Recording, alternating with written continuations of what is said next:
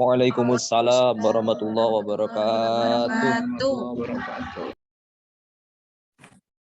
Ya, hari ini di minggu keempat ya, kita bersua, seharusnya sudah minggu kelima karena kemarin saya izin.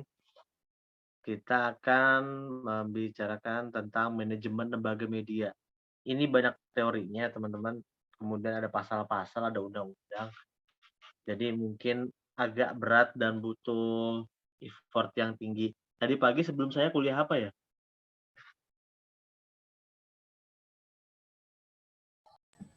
Kuliah entrepreneurship Pak sama Bu Indri.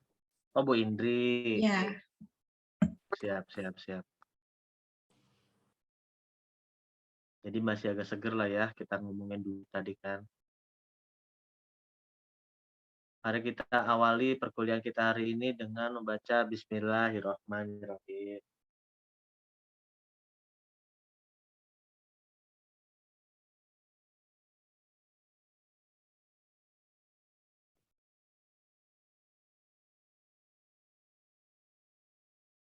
Nah, hari ini saya akan menjelaskan tentang pertama adalah lembaga media itu apa, kemudian top manajemen atau pimpinan tertinggi, kemudian adalah editorial dan dewan redaksi, selanjutnya adalah departemen cetak, kemudian ada departemen usaha. Nah, kita masuk ke lembaga media. Jadi ada berdasarkan Dewan Pers, lembaga media itu adalah lembaga independen yang mengawasi dan melindungi pers Indonesia sesuai dengan aturan dan undang-undang berlaku. Ini Dewan Pers ya, lembaga media pertama itu adalah Dewan Pers. Jadi semua yang berhubungan dengan pers itu diawasi dan dilindungi oleh Dewan Pers ini teman-teman melalui Pers Indonesia seperti itu. Nah, kemudian Pasal 1 ayat 2 Undang-Undang Nomor 40 tahun 1999 itu adalah tentang pers.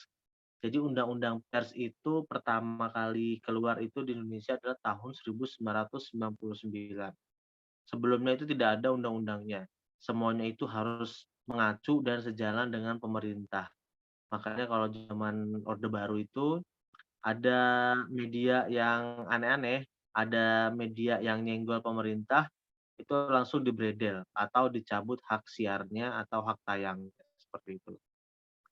Nah, jadi kalau misalnya berdasarkan pasal 1 ini, perusahaan pers itu adalah badan hukum Indonesia menyelenggarakan usaha pers yang meliputi perusahaan media cetak, media elektronik, dan kantor berita, serta perusahaan media lainnya yang secara khusus menyelenggarakan, menyiarkan, atau menyalurkan informasi. Seperti itu.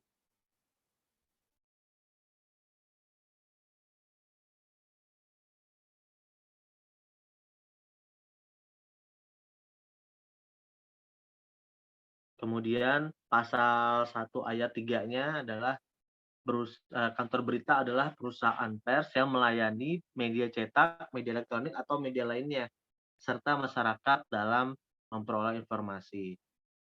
Nah, kemudian sering disinggung juga mengenai kemerdekaan pers. Itu apa, Pak?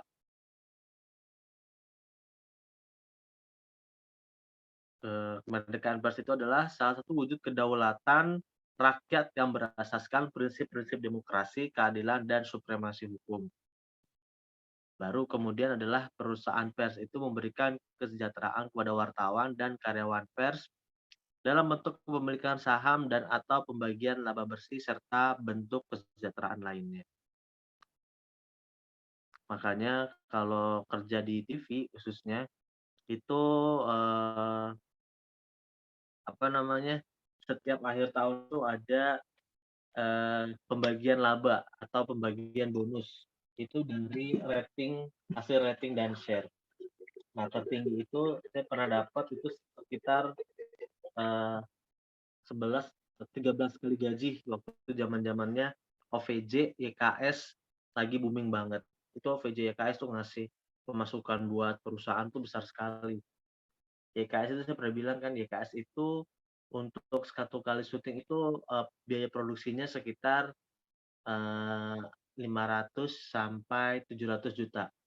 Tapi revenue-nya atau pendapatannya itu bisa sampai 4 M satu hari itu.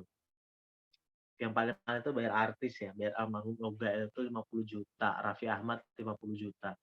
Yang lainnya itu rata-rata artis pendatang baru itu 10 sampai 5 jutaan.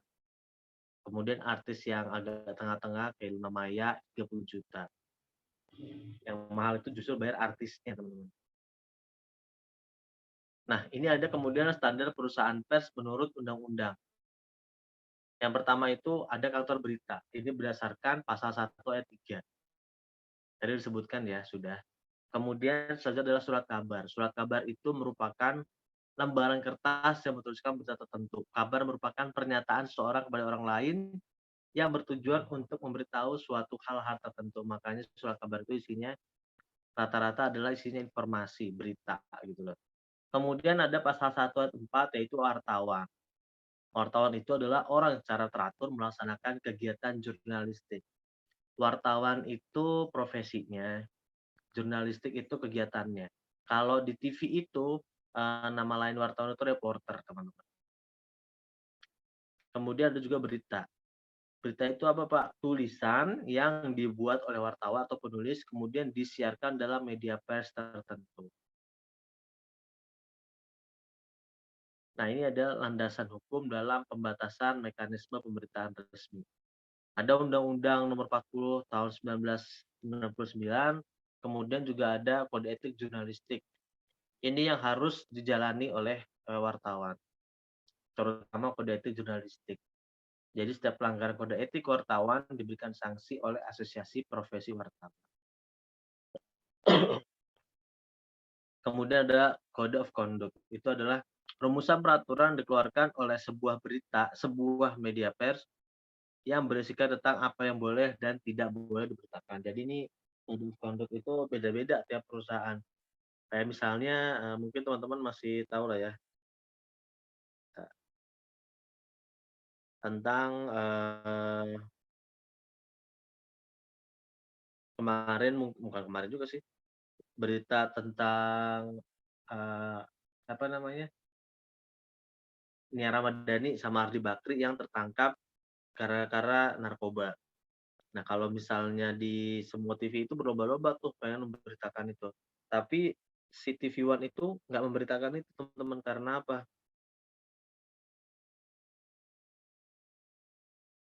Karena itu adalah ada code of conduct perusahaannya. Jadi kebetulan kan Bakri itu kan CEO-nya TV One. Jadi yang berhubungan dengan CEO itu emang nggak boleh diberitain sama si medianya, kecuali berita yang bagus-bagus kayak gitu.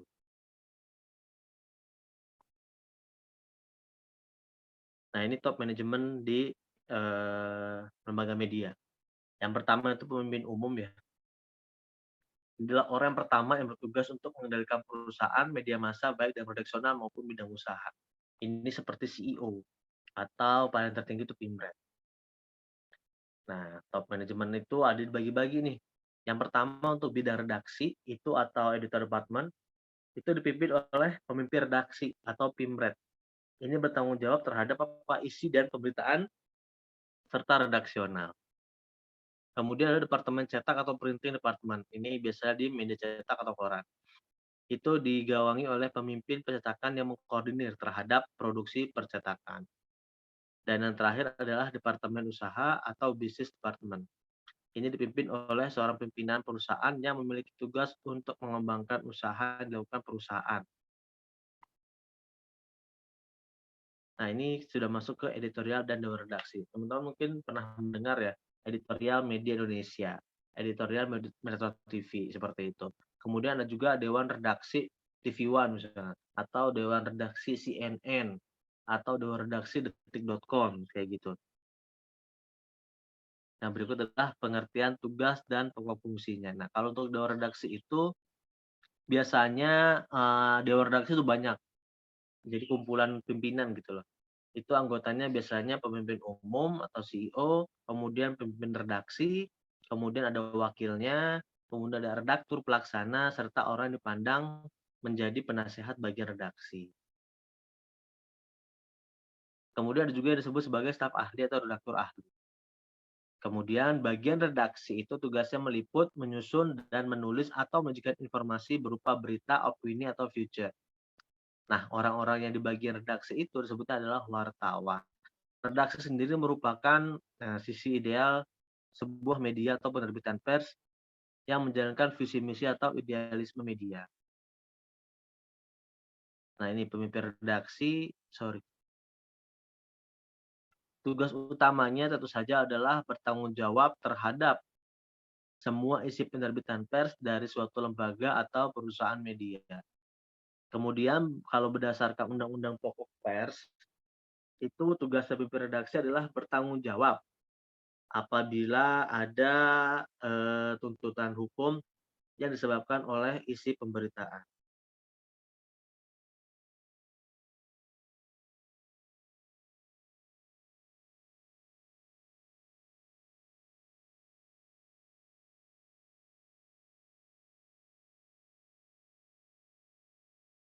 Kemudian Pimret atau Pimret itu membawahi seorang atau lebih redaktur pelaksana yang mengkoordinasi para redaktur atau editor, koordinator reporter, reporter serta fotografer, koresponden, dan kontributor. Nanti saya jelaskan kontributor itu apa, koresponden itu apa. Kemudian pemimpin redaksi itu adalah pemegang SIUP atau surat izin usaha penerbitan pers. Jadi surat izinnya ini yang megang adalah pemimpin redaksi. Nah, ini untuk redaktur pelaksana atau redaktur. Untuk redaktur pelaksana itu di bawah Pimret ya posisinya. Itu biasanya disebut sebagai redaktur pelaksana itu disebut juga sebagai managing editor. Jadi tanggung jawabnya itu bersama dengan Pemret, namun lebih bersifat teknis. Dialah yang memimpin langsung aktivitas peliputan dan pembuatan berita oleh para reporter dan editor. Redaktur atau editor itu biasanya lebih dari satu, jadi biasanya dibagi-bagi. Misalnya Mas Rizky Sabana itu sebagai redaktur bagian ekonomi bisnis, kemudian Mas Jupri bagian pendidikan dan kebudayaan, kemudian siapa Rahma itu sebagai eee, redaktur berita lokal misalnya, atau Bang Amer sebagai redaktur berita nasional. Jadi ada bagiannya masing-masing. Nah, di bawah tiap redaktur itu ada reporter atau wartawannya masing-masing, dan juga ada fotografer atau kameramen, gitu teman-teman. Nah, ada lagi Korlip teman-teman. Jadi Korlip itu tugasnya yang pertama adalah mengagendakan, memantau dan mengagendakan jadwal peliputan untuk liputan di lapangan seperti jadwal wawancara narasumber, seminar, atau press conference. Misal, eee, misal, Mas Jupri ini sebagai koordinator liputan. Jadi dia yang mengagendakan. Misalnya dia bikin agenda itu, misalnya Bang Amer besok liputan di DPR, kemudian Mas Rizky Sabana liputan di, KPK, kemudian agendain lagi Mas, Fikri itu di, kantor wali kota kantor gubernur DKI. Jadi dia yang bagi-bagi itu teman-teman, agendanya ada di situ. Nah, kemudian selanjutnya adalah berkomunikasi. Jadi dia itu jembatan antara reporter dengan si redaktur. Misal Mas Korlip tadi itu Mas Jupri nelpon tuh ke si, Mas Rizky, "Mas Rizky, Rizky gimana, liputan di DPR, ada berita yang bisa dikulik nggak?" "Ada Mas, misalnya, Komisi 3 tadi habis rapat dengan menteri ini." Akhirnya dibuat tuh sama si Korlip buat dilaporkan ke redaktur. Redaktur pengen nggak nih berita ini? Kalau pengen biasanya diperdalam. Oke, lu di situ, pantengin terus nanti beritanya seperti apa, nanti kalau misalnya acaranya sudah kelar atau misalnya bisa nyicil naskah, kirimin dulu naskahnya, seperti itu, biar nanti diperiksa sama redaktur. Kemudian tugas selanjutnya adalah mengawasi, mengawasi proses praproduksi, produksi, dan sampai pasca produksi. Nah, tim liputan itu terdiri dari reporter. Tugasnya ngapain? Mencari sumber berita, menyusun kerangka berita, serta membuat naskah dan acuan gambar bagi campers atau fotografer. Misal, siapa namanya, misal Bang Ratna sebagai reporter, dia ditugasin buat liputan tentang tumpukan sampah di mana namanya, misalnya disuruh sama Korlipnya untuk bikin, peliputan tentang sampah di Pasar Bogor tuh, Mbak Rahma. Kemudian setelah bikin berita tersebut, si Mbak Rahma tuh ngomong ke kameramennya. Kameramennya misalnya siapa ya, Mas Rifki deh misalnya, "Rifki, nanti gue bikin naskahnya itu tentang tumpukan sampah.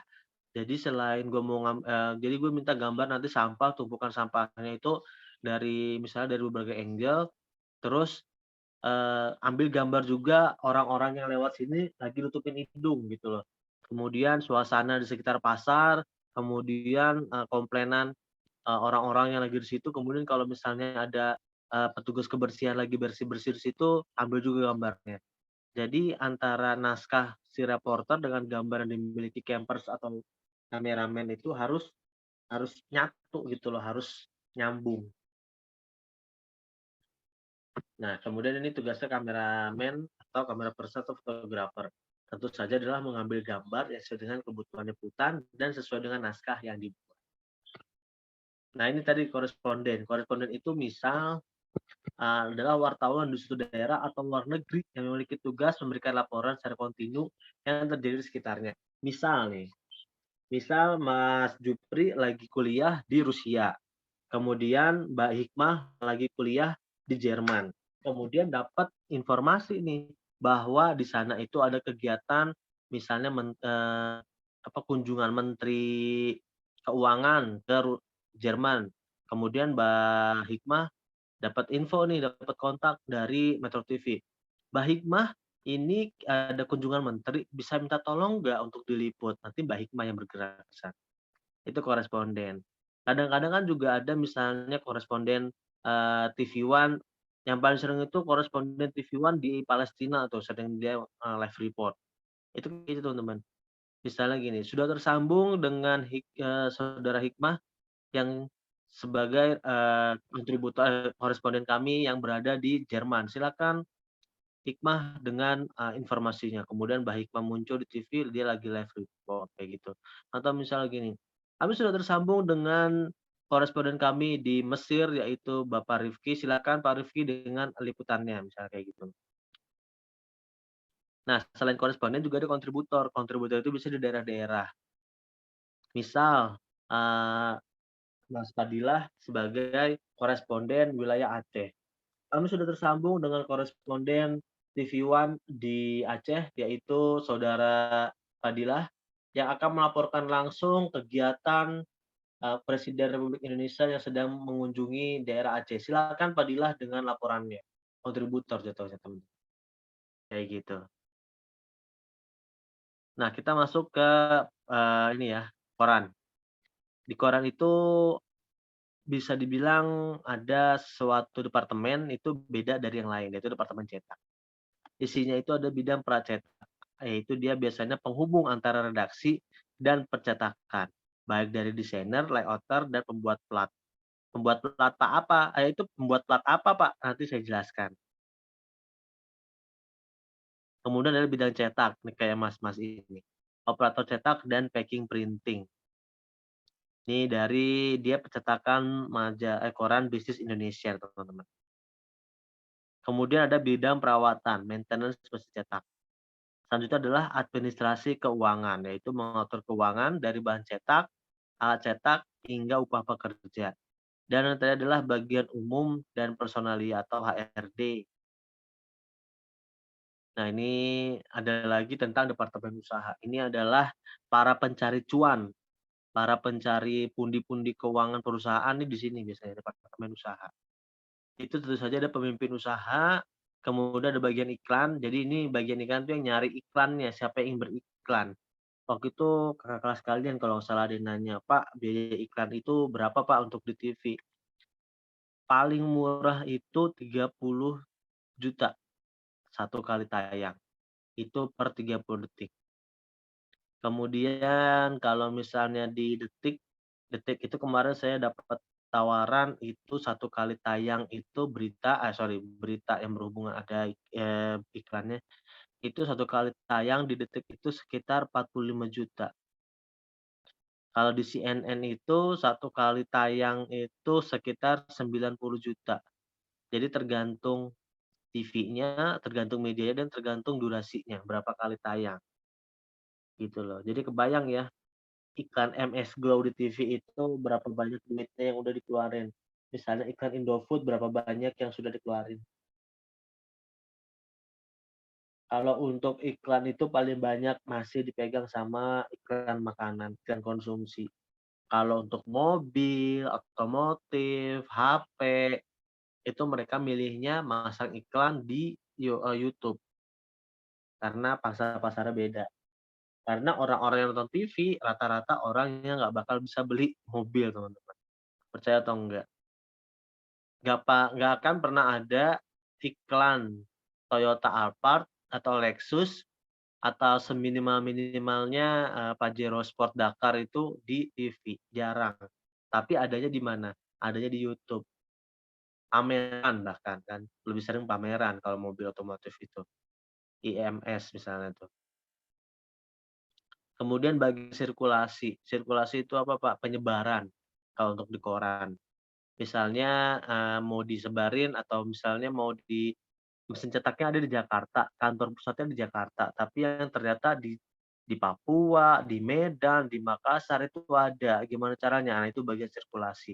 Mereka biasanya kontak-kontakan atau misalnya kerjasama dengan percetakan di daerah situ. Kemudian bagian keuangan tentu saja, kemudian bagian pelayanan pelanggan atau customer service, dan ternyata bagian umum dan teknik. Ini ada video tentang proses percetakan surat kabar dulu.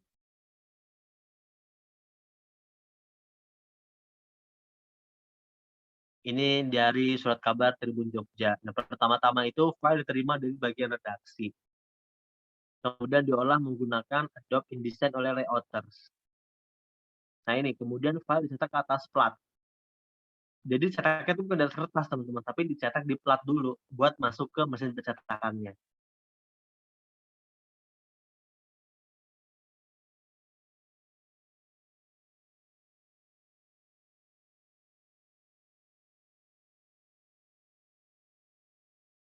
Kemudian sisi plat dilipat. Biar apa? Biar bisa masuk ke mesin pencetakan. Nah, tapi sebelumnya itu plat dibakar teman-teman selama 950 detik atau sekitar berapa menit ya? 20-an deh kalau nggak salah deh. Nah ini plat dan kertas dipasangkan ke mesin cetak. Kertasnya tuh segede gitu.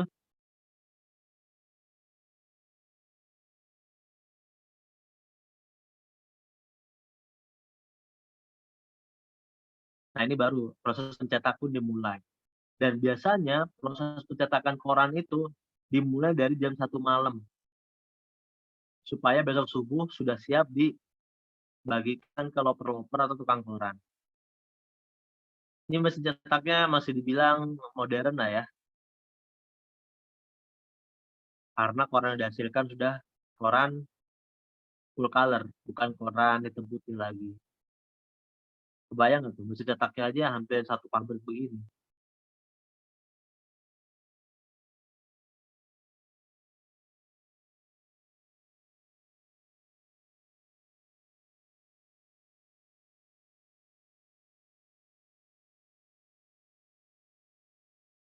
Korannya sudah jadi, nanti sudah disusun dan masuk ke bagian sirkulasi.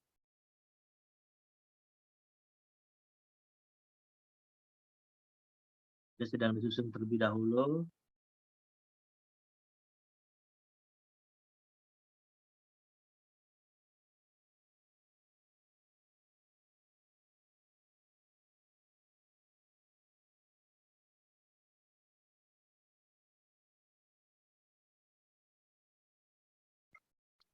Nah, ini masuk ke bagian packing, menyusun dan menyiapkan surat kabar, dibagi-bagi jadinya mau dikirim kemananya.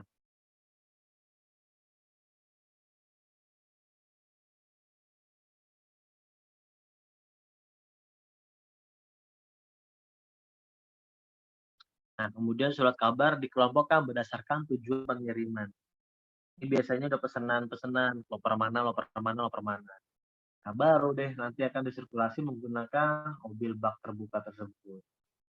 Dan ini biasanya si apa namanya, eee, koran-koran tersebut harus disirkulasiin itu atau harus dibagiin itu paling lambat itu jam 5 subuh, paling lambat jam 5 subuh tuh harus dibagiin teman-teman, seperti itu.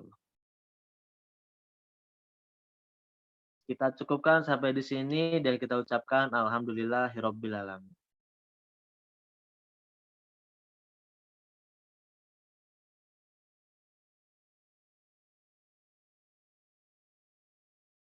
Seperti itu. Silakan.